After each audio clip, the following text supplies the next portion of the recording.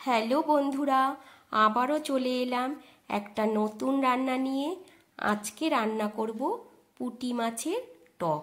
তার জন্য দেখো, মাছগুলো খুব ভালো করে পরিষ্কার করে ধুয়ে নিয়েছি।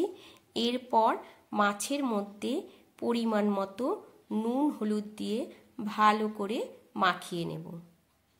দেখো, মাখানো হয়ে গেছে।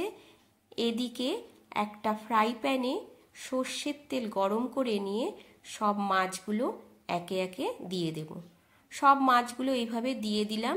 তারপর মাছের টকের জন্য আমি এখানে সর্ষে, কাঁচা লঙ্কা একটু নুন দিয়ে বেটে নিচ্ছি। এবার মাছগুলো অনেকটাই ভাজা হয়ে এসছে। প্রত্যেকটা মাছ আমি উল্টে পাল্টে ভালো করে ভেজে নেব। মাছগুলো ভাজা হয়ে গেলে তারপর নামিয়ে নিতে হবে। এবার মাছগুলো নামিয়ে নিচ্ছি। তারপর এই মাছ ভাজা তেলের মধ্যে দিয়ে দেব দুটো শুকনো লঙ্কা আর সামান্য একটু কালো সর্ষে দিয়ে হালকা একটু ভেজে নেব।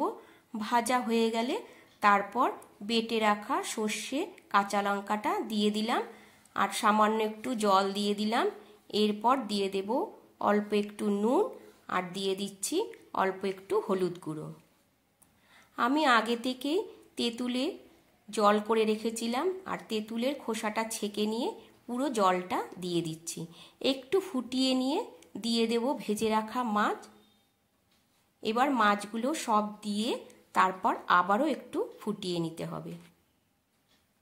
এখানে আমি অল্প একটু চিনি দিয়ে দিয়েছিলাম, তোমরা চাইলে নাও দিতে পারো। দেখো, এইভাবে বেশ কিছুক্ষণ ঝোলটা ফুটিয়ে নেব।